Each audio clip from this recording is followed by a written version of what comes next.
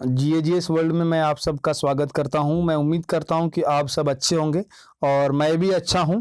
तो एक और बार फिर से हम प्रीवियस ईयर पेपर के कुछ क्वेश्चंस लेकर आए हैं। बायोलॉजी के कुछ क्वेश्चन है जो कि सीडीएस 2018 में पूछे गए थे। उसका पार्ट 1 मैंने कंप्लीट कर लिया है। पार्ट 2 जो है आज मैं स्टार्ट करने वाला हूं। Okay good. तो मैं समझता हूं कि आप प्रीवियस वीडियो सारे देख रहे होंगे और आप एंजॉय भी कर रहे होंगे। तो मैं आपसे रिक्वेस्ट करना चाहता हूं कि यदि आपको अच्छा लग रहा है हमारा प्रयास तो आप अपने फ्रेंड सर्कल में जरा शेयर कर दीजिएगा, ताकि ज्यादा व्यूज होंगे तो मुझे भी अच्छा लगेगा और मैं उम्मीद करता हूं कि इस तरह से वीडियो बनाने के लिए मुझे प्रोत्साहन मिलेगा। सो स्टार्ट करते हैं क्वेश्चंस के साथ। Okay, lysosome is formed from which of the following cell organelles. Lysosome जो है किस सेल ऑर्गेनल से उसका निर्माण होगा। तो सिंपल सी बात है, मैंने लाइजोसोम को बहुत अच्छी तरह से प्रीवियस वीडियोस में मैंने समझाया हुआ है। फिर भी आज एक और बार मैं आपको कुछ बातें इसके बारे में कहना चाहता हूं। तो सबसे पहले तो आपको यार पता होगा कि जो सेल क्या होती है। तो क्या होगी सेल, तो आपको पता होगा स्मॉलेस्ट यूनिट ऑफ लाइफ होती है। अब इसमें एक न्यूक्लियस होता है, इसमें गोल्गी अपैरेटस होता है, इसमें लाइसोसोम होगा, इसमें एंडोप्लाज्मिक रेटिकुलम होगा। तो क्या होगा कि जो गोल्गी बॉडीज जो होती है, गोल्गी बॉडीज जो होती है लाइसोसोम के निर्माण के लिए रिस्पॉन्सिबल होगी। तो आपका आंसर हो जाएगा Golgi bodies are responsible for creation of lysosome. अब दूसरे ऑप्शंस भी हम देख लेते हैं यहां पर। तो आपका आंसर तो कैसी है।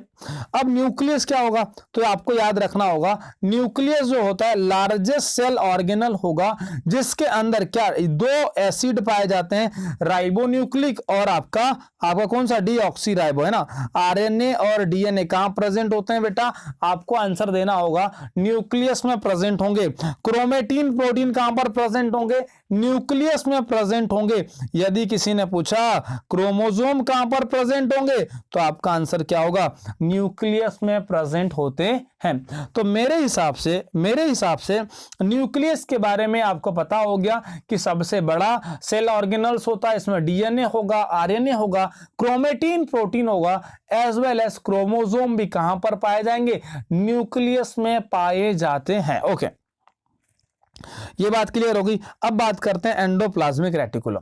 तो एंडोप्लाज्मिक रेटिकुलम जो होते हैं इस तरह से कुछ पाए जाएंगे। फिर से मैं एक बार आपको डायग्राम बताऊंगा। ये आपका क्या है, न्यूक्लियस है। अब ये एंडोप्लाज्मिक रेटिकुलम इस तरह से कुछ होंगे। अब क्या होगा कि इस तरह से यहां पर जो न्यूक्लियस के पास जो होता है, इसमें बहुत ज्यादा राइबोसोम की लेयर पाई जाती है और इसे हम बोलते हैं आपका रफ एंडोप्लाज्मिक रेटिकुलम, और यहां पर हम बोलेंगे स्मूथ एंडोप्लाज्मिक रेटिकुलम। तो यहां पर दो बातें आपको क्लियर हो गई। एंडोप्लाज्मिक रेटिकुलम दो प्रकार के होंगे, एक तो रफ होगा और दूसरा स्मूथ होगा। रफ एंडोप्लाज्मिक रेटिकुलम किससे कनेक्टेड होगा, न्यूक्लियस से होगा, और स्मूथ एंडोप्लाज्मिक रेटिकुलम जो होगा आपकी सेल मेम्ब्रेन से कनेक्टेड होगा। किससे, सेल मेम्ब्रेन से कनेक्टेड होता है। ओके, अब सवाल यह है कि एंडोप्लाज्मिक रेटिकुलम करता क्या है, तो प्रोटीन सिंथेसाइज, फैट सिंथेसाइज करने का काम करेगा। आपका कौन करेगा, एंडोप्लाज्मिक रेटिकुलम करता है। इतनी बात आपको समझ में आ गई। अब दूसरी बात यह है कि गोल्गी अपैरेटस ऑप्शन में, तो पहला काम क्या करेगा, लाइसोसोम का निर्माण करेगा। इसके अलावा क्या करेगा, प्रोटीन को पैकेज करने का या फिर फूड पैकेजिंग का काम करे। किसका काम, फूड पैकेजिंग का काम कौन करता है, गोल्गी अपैरेटस करता है। उसके बाद हमारे पास ऑप्शन नंबर 4 क्या है बेटा, हमारे पास है राइबोसोम। तो क्या करता है, ए भी प्रोटीन सिंथेसाइज करने का काम करता है। It is the smallest cell organelle in cell, मतलब सबसे छोटा सेल ऑर्गेनल जो होगा कौन होगा, आपका राइबोसोम होगा, और प्रोटीन सिंथेसाइज करने का काम करेगा। तो मैं ये उम्मीद करता हूं कि चारों ऑप्शन आपको समझ में आ गए होंगे। ओके, तो यहां पर मैंने कुछ डिटेल्स दिया है, आप इसका जो है स्क्रीनशॉट ले सकते हैं और मतलब क्या कर सकते हैं, आप इसको अच्छी तरह से पढ़कर याद कर सकते हैं। ओके, तो मैं क्या करूंगा, अभी मैं क्वेश्चन नंबर 2 पर स्विच कर रहा हूं। In which one of the following types of connective tissue in animal does fat get stored. मतलब क्या हुआ कि कौन से टिश्यू में या किस प्रकार के टिश्यू में एनिमल्स में वसा जो है क्या होती है, स्टोर होती है। चलो, तो मैंने आपको बताया है कि जो ग्लूकोज जो होता है, जो ग्लूकोज जो होता है, यदि ज्यादा हो गया तब किस फॉर्म में स्टोर होगा? तो ग्लाइकोजन। किस फॉर्म में होगा? ग्लाइकोजन के फॉर्म में स्टोर होता है। अब एक ग्लाइकोजन जो है, ये ग्लाइकोजन के फॉर्म में स्टोर तो होगा, लेकिन कहां होगा? तो मैंने आपको बताया होगा लीवर में होगा। और लीवर में क्या होगा? एडिपोस नाम का टिश्यू होगा। कौन सा होगा? एडिपोस नाम का टिश्यू होगा। और इस टिश्यू में जो सेल पाई जाएगी उसे हम कहते हैं एडिपोसाइट। क्या कहेंगे? एडिपोसाइट। सिंपल सी बात ये हो गई कि यदि ग्लूकोज की मात्रा ज्यादा हो गई तो ग्लूकोज किसमें? ग्लाइकोजन में कन्वर्ट होगा।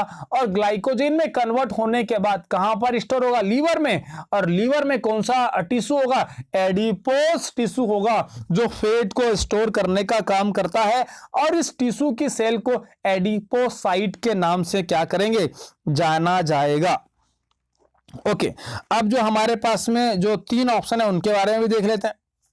जो कॉन्ड्रियोसाइट जो होता है, आपको पता होगा कार्टिलेज होता है। क्या होगा? कार्टिलेज एक हड्डी की तरह होगा। जिस तरह से मान के चलो आपका नाक जो है उसमें जो बोन पाई गई उसमें को क्या है? कार्टिलेज होती है, थोड़ी सी मुलायम होती है। तो इसके अंदर जो सेल होगी उसे क्या बोलेंगे? कॉन्ड्रियोसाइट। और जो बोन जो होती है, जो हड्डी जो होती है, उसमें जो आपका जो सेल होगी उसे हम क्या कहेंगे? ऑस्टियोसाइट के नाम से जाना जाएगा। तो यहां तक बात समझ में आ गई। क्वेश्चन नंबर 3 की तरफ आज हम आगे बढ़ रहे हैं। Which one of the following is a true fish as per the biological system of classification? मतलब ऐसी कौन सी मछली है जो सत्य मछली के नाम से जानी जाएगी? तो आपका सिंपल सा आंसर लगा देना, फ्लाइंग फिश लगा दीजिएगा। इसका आंसर क्या हो जाएगा? फ्लाइंग फिश हो जाएगा। क्वेश्चन नंबर 4 देखते हैं क्या होगा। स्टेटमेंट 1 कहता है, a person may suffer from tuberculosis if she oblique he frequently visit crowded place. उसके बाद स्टेटमेंट नंबर 2 क्या कहता है? Bacteria of tuberculosis spread through droplets by sneezing और कफिंग। मतलब क्या हो गया कि स्टेटमेंट 1 ये कहता है कि यदि आपको टीबी है, ट्यूबरक्यूलोसिस है, और यदि आप क्राउडेड एरिया में जा रहे हैं तो क्या इससे टीबी फैल सकती है?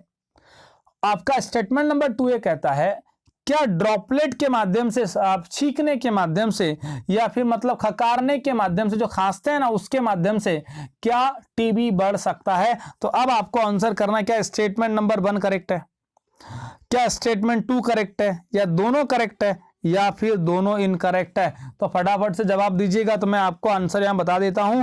आंसर होगा स्टेटमेंट 2 इज करेक्ट। क्या होगा? Statement 2 is correct. मतलब क्या हुआ? सुनो, जो टीबी जो होती है वो स्नीजिंग के माध्यम से फैलती है। यदि आप क्राउडेड एरिया में जा रहे हो तो आपको यदि किसी ने टच किया तो आपको टच करने से किसी और व्यक्ति को टीबी नहीं होता। इसका मतलब यह है कि यदि आप फैमिली में हो, यदि आपने छींका है, यदि आपने खांसा है तो टीबी होने की पॉसिबिलिटीज है। तो मतलब यहां पर स्टेटमेंट नंबर 2 जो है सबसे स्ट्रॉन्ग माना जाएगा और स्टेटमेंट नंबर 2 जो है हमारा करेक्ट आंसर होता है। तो ट्यूबरक्यूलोसिस यार बड़ी एक अजीब सी बीमारी है, उसके बारे में जो है हम इन डिटेल डिस्कस कर लेते हैं। तो मैं आपसे एक सवाल पूछना चाहता हूं, बताइए टीबी किस बैक्टीरिया से होगा? तो माइकोबैक्टीरियम ट्यूबरक्यूलोसिस बैक्टीरिया से क्या होता है? टीबी। मतलब क्या हुआ? आपको 2-3 चीजें याद रखनी है। पहली चीज आपको क्या याद रखनी है कि टीबी फैलता है छींकने से और खांसने से, भीड़ वाले इलाके में जाने से टीबी नहीं फैलता है। दूसरी बात, ये एक बैक्टीरियल डिसीज है। एसएससी के एग्जाम में डायरेक्ट क्वेश्चन आता है कि बताइए ट्यूबरक्यूलोसिस आपकी बैक्टीरियल डिसीज है या फिर वायरल डिसीज है या फंगल डिसीज है? तो आपका आंसर क्या हो जाएगा? बैक्टीरियल डिसीज है। उसके बाद जो है ये ऑप्शन जो आपका सेकंड स्टेटमेंट मैंने आपको एक्सप्लेन किया है कि ये किससे होगा बेटा, मतलब आपका जो स्नीज करने से होगा और ड्रॉपलेट के माध्यम से फैलेगा। उसके बाद में क्या होगा? One would have the spend prolonged period, कई घंटे to close contact with the infected person to catch the infection yourself. मतलब क्या होगा? यदि आपने इन्फेक्टेड पर्सन के साथ में बहुत ज्यादा समय बिता दिया तब भी इन्फेक्शन होने की पॉसिबिलिटीज है। ओके, तो ये हमने देखा कि जो टीबी जो होती परिवार में ज्यादा फैलती, क्योंकि स्नीजिंग और खांसने की खांसता इंसान क्योंकि परिवार में है, मतलब उस समय होता है। उसके बाद ये वाला पॉइंट देख लेते हैं, it would be highly unliked for you to become infected by sitting, मतलब किसी के बाजू में बैठने से क्या होगा, मतलब नहीं हो सकता टीबी। इतनी बात यहां पर बोलेगी। तो जितने भी पॉइंट्स मैंने यहां पर लिखे हैं सारे के सारे जनरल पॉइंट है। पहली बात तो यह है कि जो ट्यूबरक्यूलोसिस जो बैक्टीरियम ट्यूबरक्यूलोसिस जो होता है वो आपके ड्रॉपलेट्स में पाया जाएगा। और मतलब क्या होगा कि जब आप बहुत लंबे समय तक किसी व्यक्ति के साथ में बैठे हो तब फैलेगा। और क्या होगा, इसीलिए जब फैमिली मेंबर के साथ होते हैं तो टीबी फैलने की पॉसिबिलिटीज होती है। और उसके बाद हमने क्या देखा कि किसी के साइड में बैठने से जो होगा क्या नहीं होगा, मतलब आपका बैक्टीरिया नहीं फैलता है, टीबी नहीं होता है। ये तो जनरल बातें मैंने आपको बता दिया। अब कुछ इंपॉर्टेंट बातें बताते हैं। It is transmitted by Musca domestica house fly, मतलब जो ये किससे ट्रांसमिट होगा, ये मस्का डोमेस्टिका हाउस फ्लाई जो होती है उससे ट्रांसमिट होता है। और इसे डायग्नोज करने के लिए कौन सा टेस्ट होगा, ट्यूबरक्यूलिन टेस्ट का इस्तेमाल किया जाता है। वैक्सीनेशन बीसीजी होता है। और WHO ने डॉट्स नाम का एक मिशन चलाया है जिसमें 6 महीने की फ्री मेडिसिन दी जाती है टीबी पेशेंट को। तो सिंपल सी बात ये हो गई कि मस्का डोमेस्टिका हाउस फ्लाई होती है वो आपके टीबी को ट्रांसफर करने का काम करती है। डायग्नोसिस जो होगा ट्यूबरक्यूलिन टेस्ट से होगा, वैक्सीनेशन बीसीजी होगा। और WHO ने एक प्रोग्राम चलाया है डॉट्स का, किससे रिलेटेड है बेटा, तो ये टीबी से रिलेटेड है। कितने महीने की फ्री मेडिसिन मिलेगी, तो 6 महीने की मिलेगी। तो ये बात यहां पर क्लियर हो गई। अब हम देखते हैं क्वेश्चन नंबर 5। मैं चाहता हूं कि आप इस क्वेश्चन को पढ़ें और आप इसका जवाब दें, फिर हम आगे बढ़ेंगे।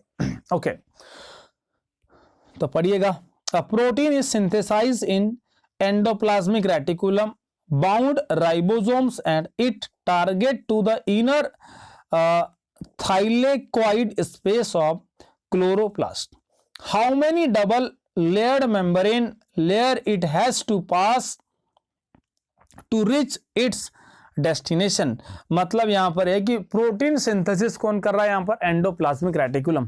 तो एंडोप्लाज्मिक रेटिकुलम में राइबोसोम की डबल मेम्ब्रेन वाली जो स्ट्रक्चर जो होती है वो मतलब जो है आपका bounded how many double layer होगी, मतलब कितनी डबल लेयर मेम्ब्रेन की जो लेयर पाई कितनी होगी, सुनिएगा। तो इसका आंसर क्या, सुनो ध्यान से, फिर से एक बार एक्सप्लेन कर रहा हूं। मान के चलो कि ये आपका एंडोप्लाज्मिक रेटिकुलम है, यहां पर बना देते हैं एंडोप्लाज्मिक रेटिकुलम है। अब यहां पर क्या है, राइबोसोम की लेयर है। अब डबल मेम्ब्रेन वाली लेयर है, तो ये डबल मेम्ब्रेन वाली लेयर मान के चलो एक लेयर और दूसरी लेयर, तो ऐसी लेयर डबल मेम्ब्रेन वाली लेयर कितनी होगी, तो आंसर क्या होगा, 3 होगा। क्या होगा बेटा, 3 लेयर होंगी। इतनी बात आपको याद रखना है। तो सिंपल सी बात आपको ये याद रखनी है कि जो डबल मेम्ब्रेन किस में होगी, एंडोप्लाज्मिक रेटिकुलम में होगी। और ये कितनी लेयर होगी, ये 3 लेयर्स में विभाजित होगा। क्वेश्चन नंबर 5 का आंसर क्या हो जाएगा, बी हो जाएगा। ये बात सिंपल सी आपको याद रखनी है। क्वेश्चन नंबर 6 बताइएगा, विच one of the following statement about lymph is correct, मतलब क्या है कि जो लिम्फ जो होता है उसके बारे में कौन सी बात सत्य है। तो इसका आंसर भी देख लेते हैं, डिटेल एनालिसिस भी कर लेते हैं, देखिएगा। लिम्फ इज आल्सो, आंसर क्या हो जाएगा, सी हो जाएगा। तो क्या answer C, lymph is also circulated by blood circulating heart, मतलब क्या होगा, ब्लड के द्वारा सर्क्यूलेट किया जाएगा। इतनी बात आपको अभी याद रखनी है। अब डिटेल एनालिसिस सुनो ध्यान से। लिम्फ जो होगा ब्लड में से, सुनो, ब्लड में से आरबीसी निकाल दो, प्लेटलेट, प्लाज्मा और प्रोटीन निकाल लो। उसके बाद में जो भी चीज बची है ब्लड में उसे हम क्या बोलेंगे, लिम्फ। लिम्फ के अंदर सबसे ज्यादा CO2 और मेटाबॉलिक वेस्टेज पाया जाता है। अब क्या होगा, इट प्रोवाइड मिनरल, मतलब क्या होगा, ऐसे ऑर्गन, बॉडी में कुछ ऐसे ऑर्गन होते हैं जिसके पास क्या नहीं पहुंच पाता, ब्लड नहीं पहुंच पाता। क्या नहीं पहुंच पाता, ब्लड नहीं पहुंच पाता। ऐसे ऑर्गन्स को मिनरल प्रोवाइड करने का काम कौन करता है, लिम्फ करता है।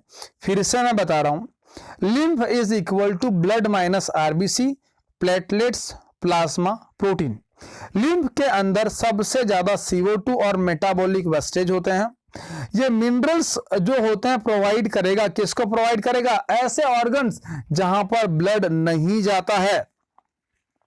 और जो लिम्फेटिक ऑर्गन्स जो है, स्प्लीन होगा, थाइमस ग्लैंड होगी, लिम्फ नोड होगी।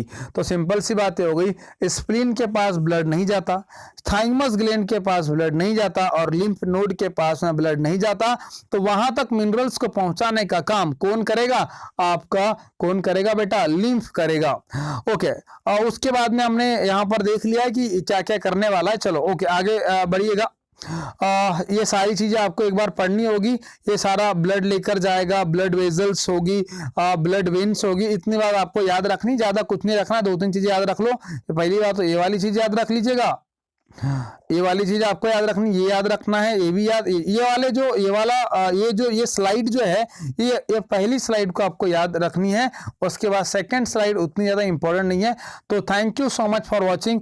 मैं समझता हूं कि आपने एंजॉय किया होगा, आपको चीजें समझ में आ रही होगी और कुछ ना कुछ आपको नया कंटेंट जरूर मिल रहा होगा। और इस तरह से आपने देखा है कि हम आधे घंटे में, 20 मिनट में, 15 मिनट में हम 4, 5 या 7, 8 ही क्वेश्चन कर पाते हैं। उसका सिंपल सा कारण यह है कि हम उस क्वेश्चन को बहुत ही डिटेल में समझते हैं, ताकि उससे रिलेटेड कोई भी क्वेश्चन एग्जाम में छूटना नहीं चाहिए। So thank you so much for watching. मिलते हैं नेक्स्ट क्लास में।